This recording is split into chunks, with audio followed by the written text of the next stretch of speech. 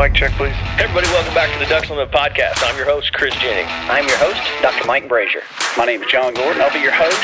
And I'm your host, Katie Burke.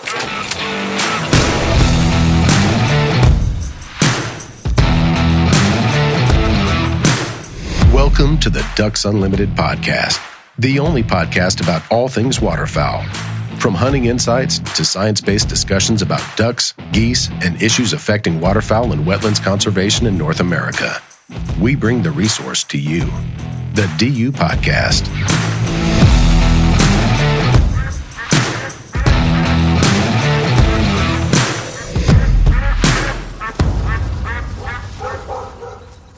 Hey everybody, welcome back to the Ducks Unlimited podcast. I'm your host, Chris Jennings. Joining us today, and it is very timely, is the Assistant Chief of Communications for Arkansas Game and Fish, Trey Reid. Trey, welcome to the DU podcast. Hey, Chris. Thanks for having me. Very happy to be here. Awesome. And I know, we were talking before we got online. I'm busy. You're busy. I know you guys are so busy, tied up with, we are 2 days away from the Arkansas Duck Opener, so I'm sure your phones are blowing up. You guys are probably just overwhelmed with getting ready to kick off duck season. Am I right there?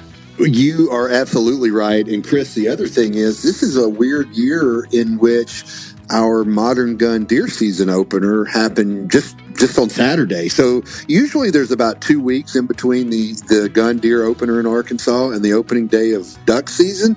But it's just the way the calendar falls. And this year they're on back-to-back weekends. So it is just madness and chaos, but in a very good way here in the natural state right now. But yeah, man, duck season is, I was telling somebody earlier that I wasn't real excited about the opener this year. We've been in an extreme drought in a lot of Arkansas. It's been warm. We had some speckle bellies, greater white-fronted geese that, arrive in October every year. Kind of get your waterfowl blood boiling a little bit. But, I just wasn't that excited about duck season. And then just in time for the gun deer opener, last Friday, we had this really strong cold front, followed by another reinforcing shot of cold air. And now I'm like, wow, I'm really excited about duck season all of a sudden. I usually kind of get cranked up in December anyway, when things really start to turn on. But there's a lot of reasons to be excited with the cold air, and we finally got some water earlier this week. We've had some rain, but it's been awfully dry in the Delta in particular for the last 3 months, and so we still need more. But happy to have some, you get a little bit of water and you get some cold air and all of a sudden duck hunters get excited. Yeah, it doesn't take much to get duck hunters excited. I know that. And just, I'm planning on heading over there Friday to hunt Saturday for the opener, and just in the small group of guys that I hunt with, we were kind of having a conversation. This is the first year in a while that we're like, oh man, I got to dig out my heavy hunting clothes because it's going to be cold.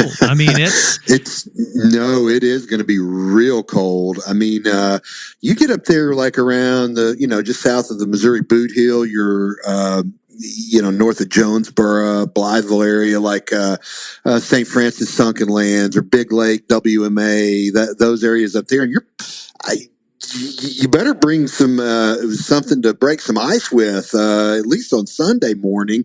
I think the lows up there in the northern tier of counties in Arkansas are going to be, around 19, 20 degrees on Sunday. Yeah, man, we get some cold days in early November, always. I think our average first freeze is November 9th, 10th, somewhere around in there.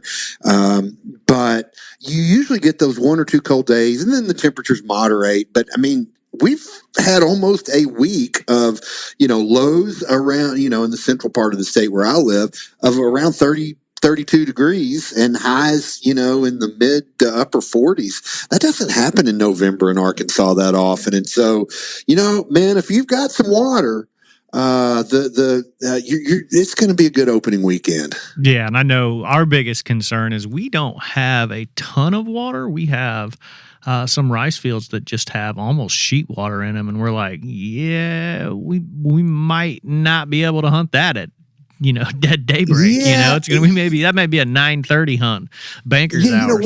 One of the things about it, and this is anecdotal. We haven't flown any surveys yet, or if we're flying this week, I don't have the numbers back from that. We typically fly either the first week or the week before, but we got some ducks. There was a big push of ducks with that cold front, and the rain that we got earlier in the week, like Monday. I mean, it rained quite a bit here in Little Rock area where I live. I mean, enough to where the roads were getting covered with waters. It was running off.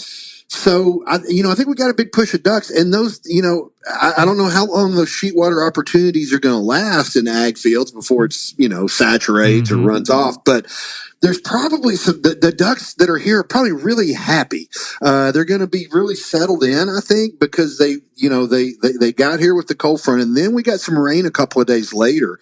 So I think it's going to be a situation where there was some new habitat, some new food sources available to them, and so they were able to probably kind of, make those flights out from the roost areas and oh, look, there's new water here, and so I don't know if we don't get some more rain how long it will last, but it should be a good opening weekend. And as we put the pressure on them, they may disperse a little bit, unfortunately. Yeah, no, and we've done these conversations even on the DU podcast and then through our Migration Alert program, where I've called Luke Naylor, the former waterfowl program coordinator, and had these conversations where, and I think the last few years we've said a lot of the same things where it's like, hey man, if you've got water early, you'll probably have ducks.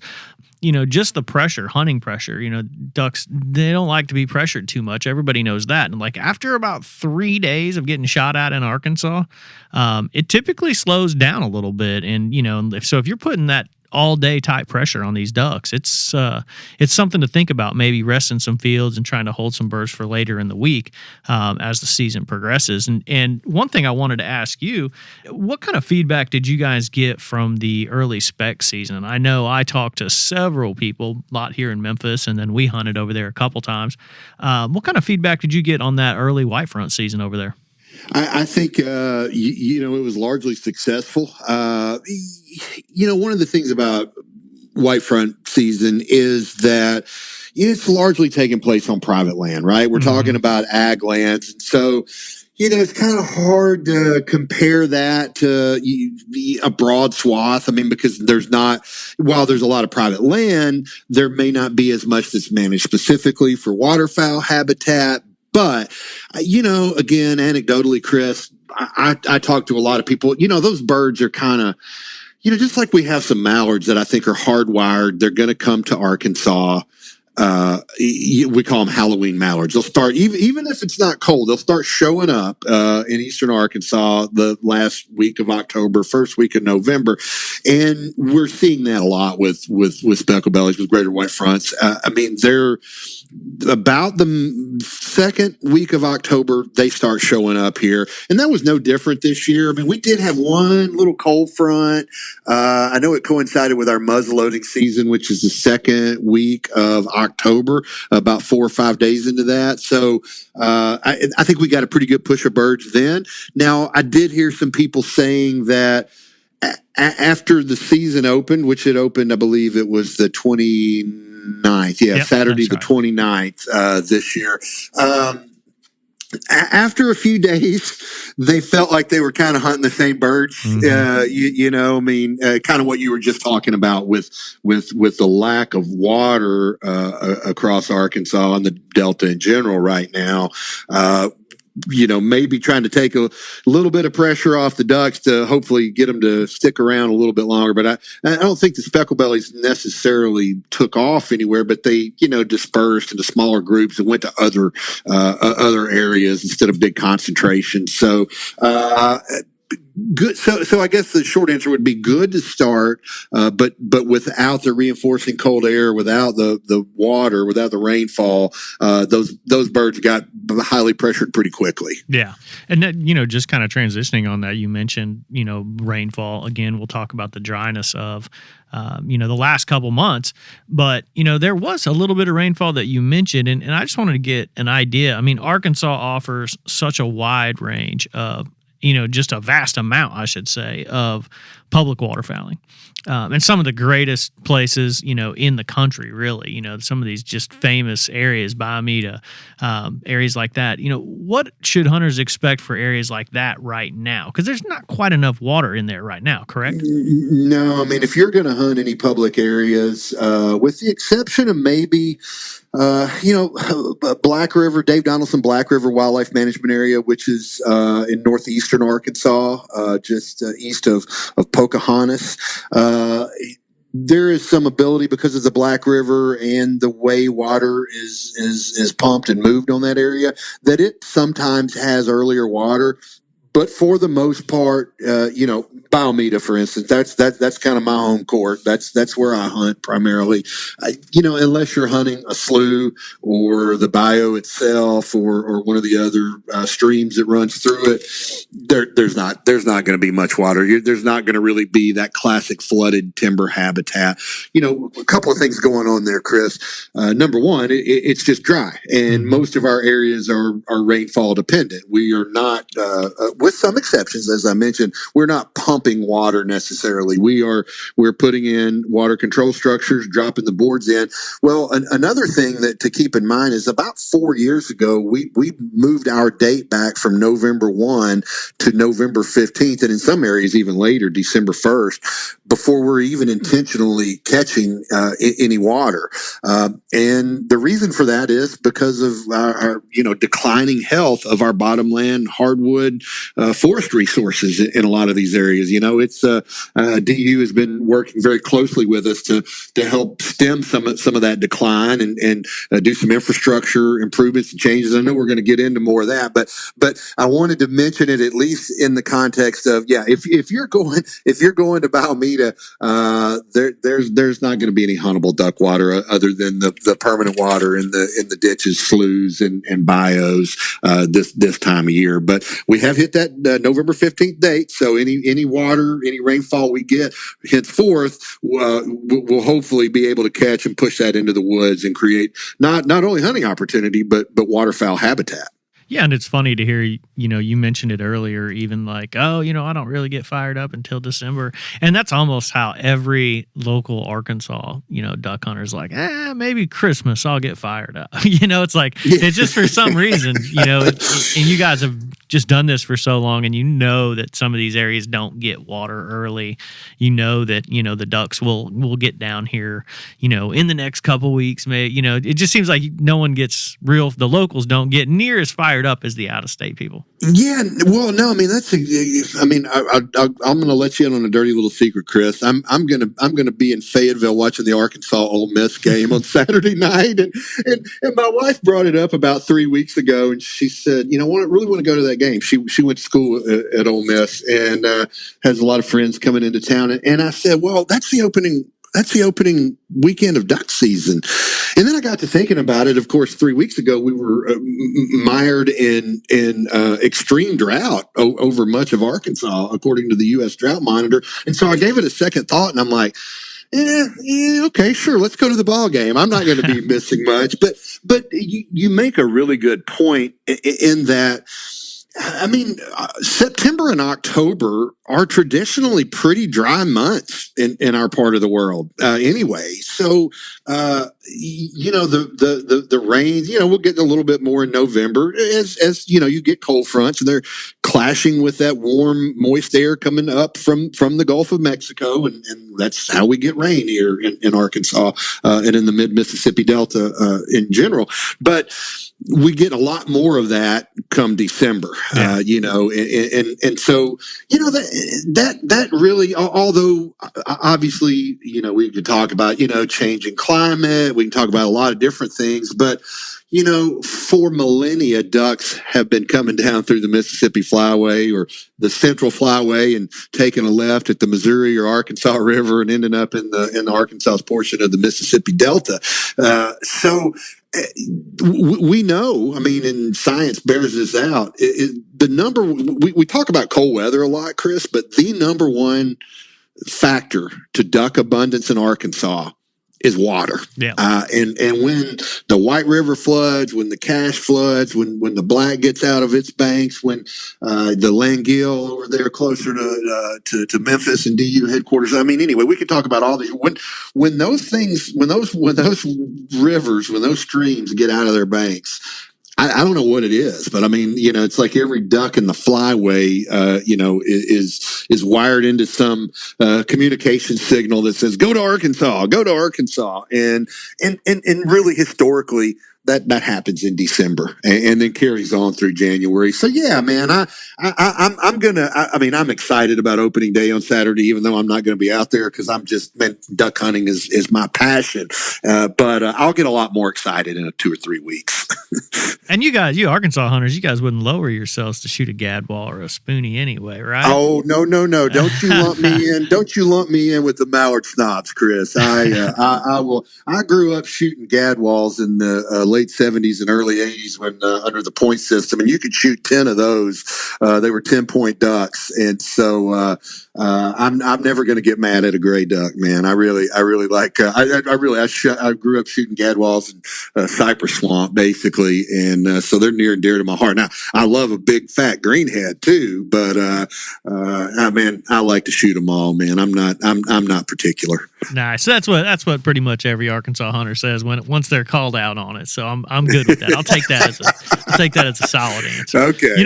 One thing that we're kind of talking around our office about is, most of the guys in the office, the hunters here, we hunt Mississippi, Tennessee, Arkansas, even some in Missouri quite a bit. The reality is, like, Kansas is so dry. And right now, so cold. It's really a unique early season opportunity for even these kind of Mid-South hunters. Yeah, no doubt. The potential of us picking up a bunch of ducks. This is always one of those things like, the optimistic duck hunters sitting in the office looking at maps. Like we're just diving into any information we can get. But, last week we had Kansas Department of Wildlife and Parks on here, and the guy was talking about this is very unique for us because they don't have, even the small rivers and creeks that have such little water in them, he's like, they're going to freeze up. He's like, ducks are going to be bailing out of Kansas pretty quick. So that could be a real pickup in duck numbers for Arkansas. Now this, again, we're all just speculating on this. We can't really follow that until surveys come out and things like that, but that's something to think about for Arkansas hunters who are thinking, I'll just wait till mid-December. No, Chris, you're exactly right. And I was doing a radio show Wednesday with Steve Wildman Wilson, longtime colleague at Game and Fish, now retired, but does a local radio show. And that's what I told him. And I was joking about the football game, the Razorback football game, but it really was. It's kind of like in the intervening 3 weeks between my agreeing to that, I was kind of like, now I'm kind of wishing that I was not going to be in Northwest Arkansas. Maybe I could slip down to the Arkansas River Valley and get a hunt in Saturday morning. But no, it is definitely a unique situation for this time of year. I tell you, to flip it back on the conservation side of things too, is that when you do have a scenario like this is when like habitat conservation and like, really hands-on management of your private property or hands-on management of our public areas becomes even more critically important because we need to, like you said, they're coming. The water bodies are frozen up from, mid-Missouri, Kansas, north. And so, where are they going to be? Southern Missouri, Arkansas, Texas, maybe the Playa Lakes region over there, Mississippi, North Louisiana. So we need to have the table set for them. And a lot of times I don't think we think about it so much in the early season. We think about Arkansas in particular being, a wintering area. It's where the mallards, it's kind of, this is the end of the line for them. This is December and January, then, February, then they start hightailing it back to the prairies. But I think it really magnifies the importance of good habitat management for both waterfowl habitat and for hunting opportunities in the early season.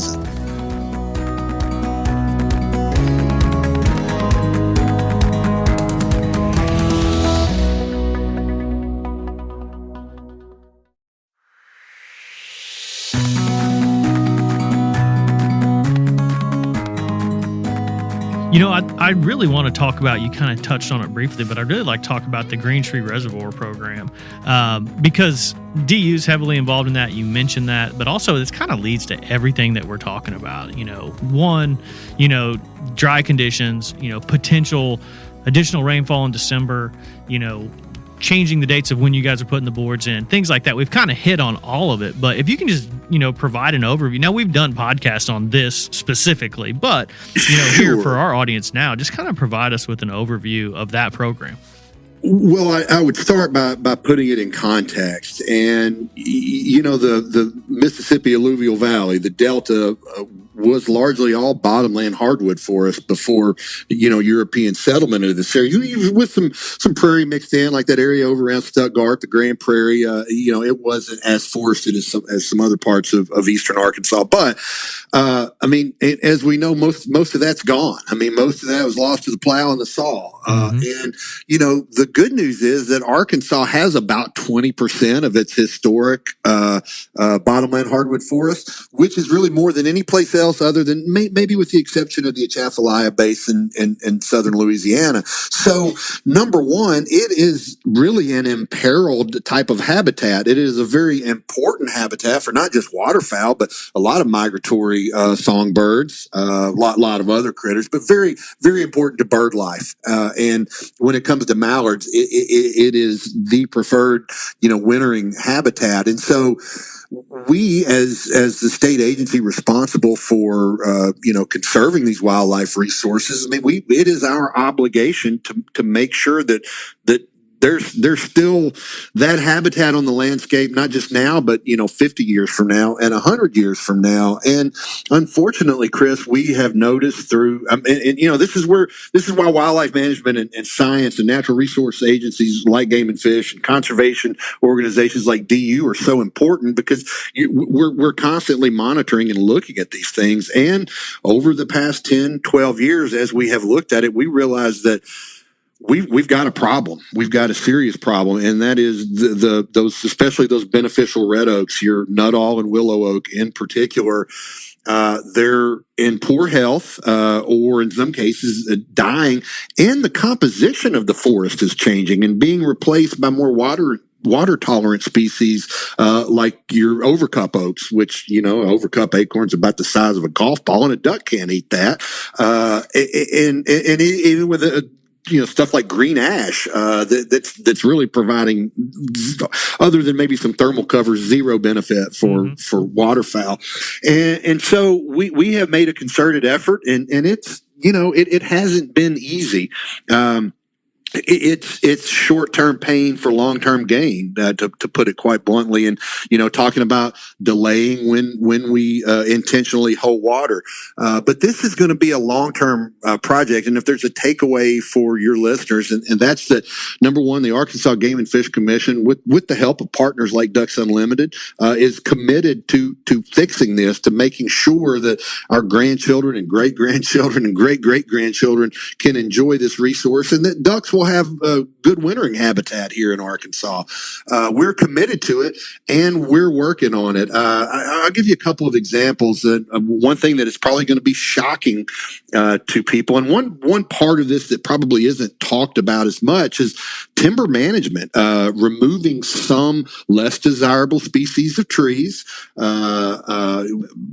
taking those out and creating gaps in the forest so that we can get red oak regeneration. We initiated a big timber sale at Biomeda Wildlife Management Area this year. I was down there, probably 6 or 8 weeks ago. And even as a guy who hunts there all the time, it's eye opening. You're like, oh my goodness, there's definitely some gaps in the canopy now. But what you've got to remember is that's just as important as the water management. If we keep we're not managing to as high a level of water at Biomeda, for example, and some other places, but Biomeda is the big one. It's our biggest area. It's the one folks, it's world famous.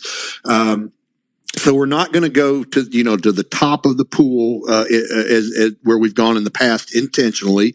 We're coupling that with later, putting those boards in a little bit later. So we're not getting the water on the trees before they go into winter dormancy. We're doing some research with the University of Arkansas at Monticello on finding out when do those trees actually become dormant. I mean, until recently, it's basically just a guess. We know when first frost is, first freeze, and we kind of look at those as sort of watermarks, if you will. But we're actually finding out when these trees are becoming dormant. So a lot of research going on. And one thing the DU has been a huge partner with us on is some infrastructure improvements. We just recently, really the first area that's kind of undergone most of the modifications, is Earl Bus Biodeview WMA. It's near Wiener, not far from the famous Claypools Reservoir. No, that'll resonate with people. So we have taken out the old, much too small water control structures and replaced them with much better devices. DU again has worked with us on that. We're, this is a problem that didn't happen overnight. It's one of these things where, in the 50s and 60s, when game and even into the 40s, when Game and Fish bought some of these bottomland hardwood areas, they got them because they weren't good farmland. They had tried to farm it and it flooded too much. You couldn't grow anything there. And so then we built these Greentree Reservoirs and really the desire to create waterfowl habitat and hunting opportunity went ahead of the science that told us, well, how's the best way to do this? And so now we're catching up with that. The problem has been decades in the making. Hopefully it won't be decades in getting it fixed, but it's going to take time. I mean, we're talking about changing the slope of levees. We're talking about, in some cases, taking out water control structures. Again, the things we've already done that we can easily control, like when we put those boards in, how high we stack those boards, and things like that. And then the timber sales on our areas that allow us to open up that canopy and get that red oak regeneration to create the future forest there. So it's I know I've probably talked about it much longer than you intended for me to, but no. It is such a critical thing that we're doing in Arkansas, and getting the understanding and the buy-in from hunters is very important, because it is going to be inconvenient. It's going to inconvenience me, man. I am 85-90% of the time a public land hunter, and it's going to be inconvenient to me. But I've got kids and grandkids, and I want them to enjoy these resources one day as well. Yeah, I think the original conversation when it first came out, there was so much knee-jerk reaction to this, like, oh, we're not going to have water to duck hunt. Duck hunting's over in Arkansas, yada. But once you explain what the process is, in the manner that you pretty much just did, that this is a long-term, this is so that your kids and grandkids will be able to hunt flooded timber in Arkansas. The other thing, Chris, is to remember that it's like when we get big rains, even if so we went last year to 179 as the full pool. That was the target mean sea level elevation for flooding at Balamita last year, and we're going to go to 178.5 this year. What you've got to remember, though, is that water is going to exceed that when we get these pulses coming down. It's a huge watershed. It comes all the way up north of Little Rock, the Jacksonville area. And so as water flows into that watershed and gets down there in the basin where Balamita Wildlife Management Area is, there's still going to be hunting opportunity. I mean, there's still going to be, water's going to pulse up and it's going to fall out, but it's going to be more natural, which is what those trees, those oak trees, those red oaks have evolved to withstand over millennia. So I think that was one that people thought there was going to be this, like, a dry year at Balamita and then a wet year and a dry year. Well, that's not really the case. It's just that we've got to shift our focus from holding water to moving water, where it doesn't just sit there for long periods at the same level. And that's why we're going to have to make some of these infrastructure changes. Yeah, and just on that, when you talk about, if you get the range, you get the range, but there's also, you guys have a new WRICE program, which I've talked with Luke Naylor about a lot, because we had one right next to our house a couple years ago. Lucky you. Yeah, I'll tell you what, that was the one year I got more people out of the ditch, out of their four-wheeler than ever. I'd be out there like putting campfire, guys come walking up like, hey man, I got stuck. I was like, oh gosh, here we go. But no, I mean, I actually put in for a bunch of those and didn't get them, obviously, but the guy shot ducks over there, man. It was cool. I mean, they were showing up, they'd get there early and we'd walk out and they're already, hauling off away from our house, and they come back, man. They were shooting ducks in that program. So I just want you to kind of explain what that program is. That's just another opportunity that AGFC is providing for people. Man, and it's a fantastic opportunity. And again, it's kind of like, I keep harping on this, waterfowl habitat / hunting opportunity. And that's what's really cool about the WRICE too, is that it's both. I mean, it really started out, Chris, as a way to create more waterfowl habitat. I mean, we all know, the studies are out there showing that, a duck's only going to stay in an area when there's enough food. And once we pass this threshold of what can support, the duck use days there, they're gone. They're moving someplace else. And we know that agricultural equipment is much more efficient than it used to be. It's not leaving as much waste grain as it used to. Rice varieties are maturing much earlier. I mean, we used to harvest rice in October in Arkansas. There'd be shocks of rice back when we did it that way in the 40s and 50s even in the duck season in November. Well, people are cutting rice in August now, and so that's resprouting or getting eaten by other birds and field mice and all these other things. So.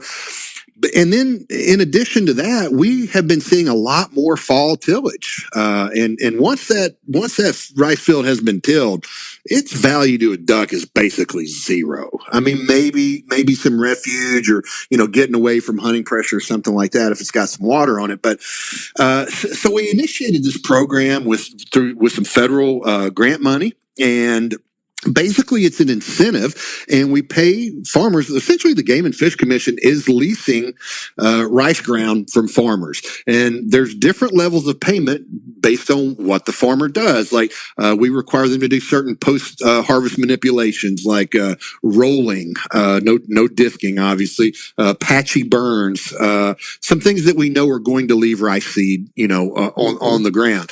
Then, if they'll put water on it, that's another incentive payment. And finally, and this is the part that really is cool for hunters, if they'll allow permitted hunting, then they get another payment. So it really helps the agricultural community, maybe be able to plant a crop there that was kind of iffy on the edge, So with these incentive payments, it makes it worthwhile to them.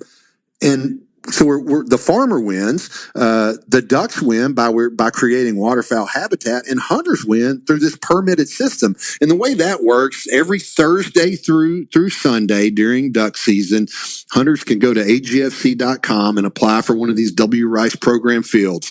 You mentioned Luke Naylor. He's our chief of wildlife now. He was our waterfowl biologist, but he's done a very good job. He also has a spreadsheet there that shows you how many acres the fields are. There's a map showing where they are, how many people have been applying. So you can not necessarily game the system, but if you said you were unsuccessful, I will say also that we have about tripled the amount of acreage. I want to say we've got close to 4,000 acres this year that are going to be in it. It's a lot more than we started out with 3 or 4 years ago. It's gotten bigger every year, but you can see only 6 people applied for this one field last weekend, while 28 people applied for field Y. Well, I'm going to apply for this field where only 4 people applied, and I'm probably going to increase my chances.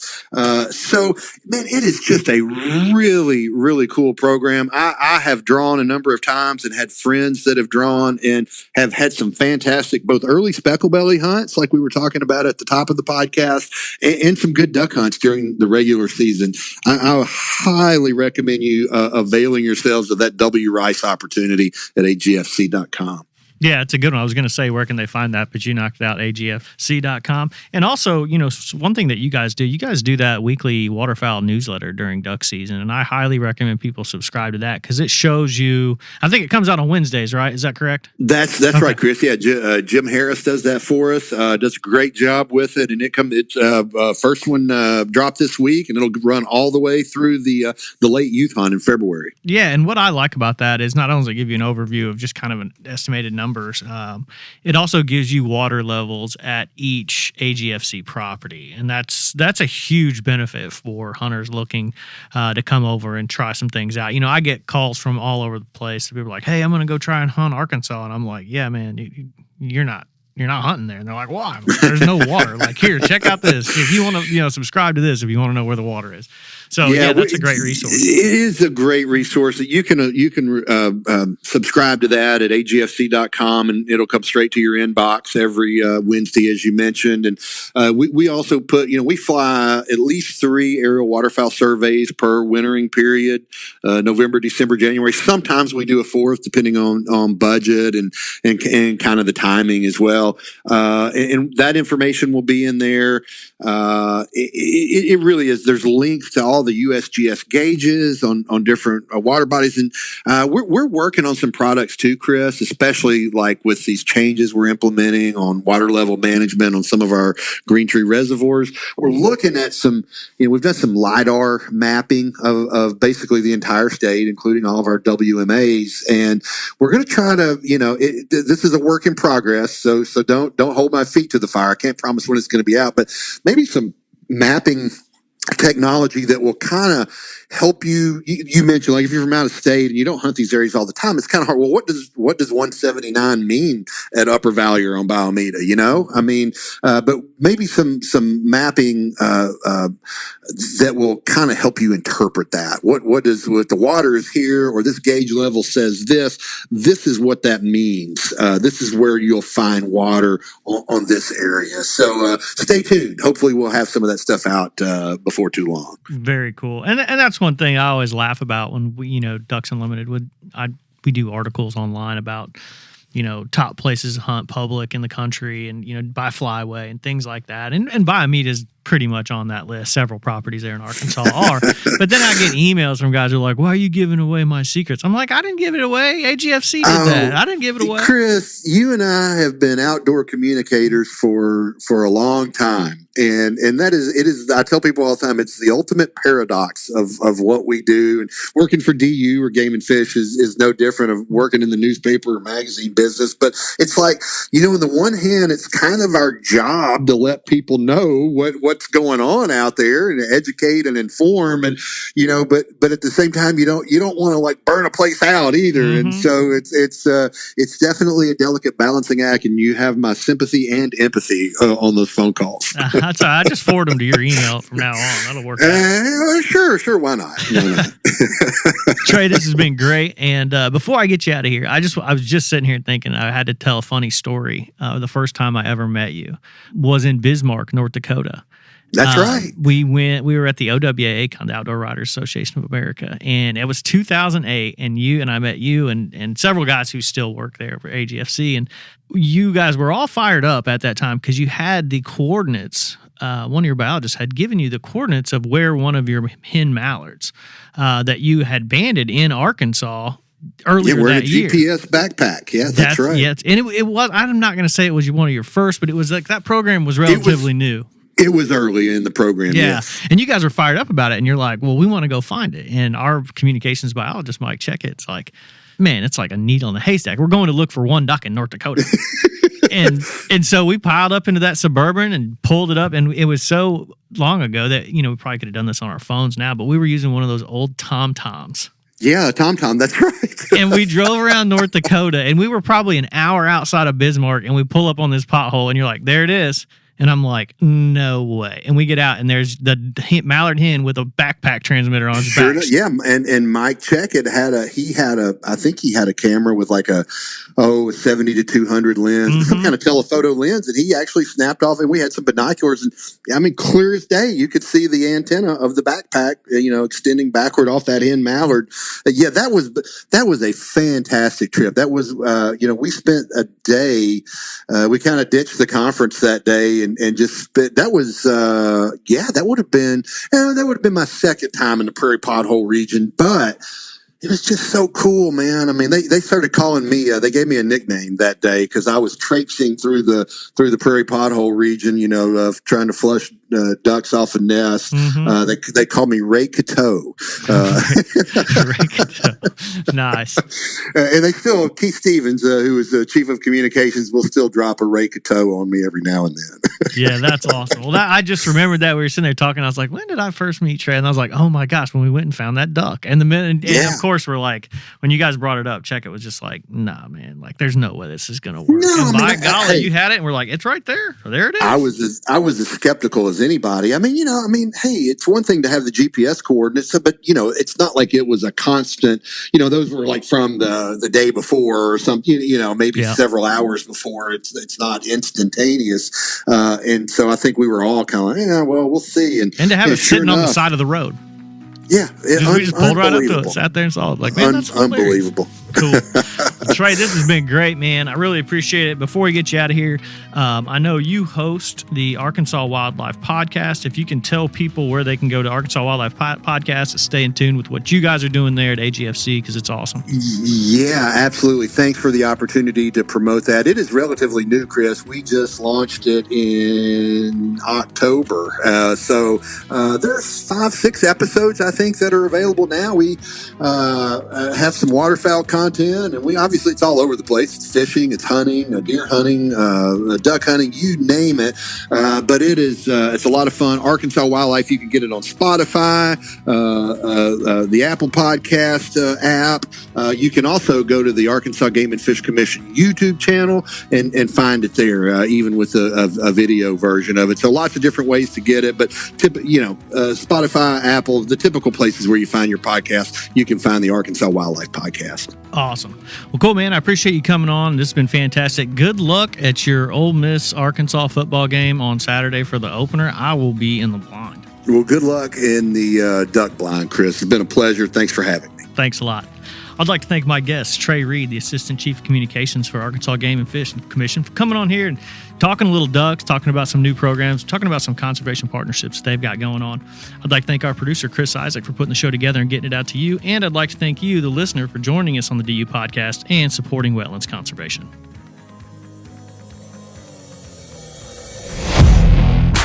Thank you for listening to this episode of the DU Podcast. Be sure to rate, review, and subscribe to the show, and visit www.ducks.org/DU podcast for resources based on today's topics, as well as access to more episodes. Opinions expressed by guests do not necessarily reflect those of Ducks Unlimited. Until next time, stay tuned to the ducks. Stay tuned to the ducks.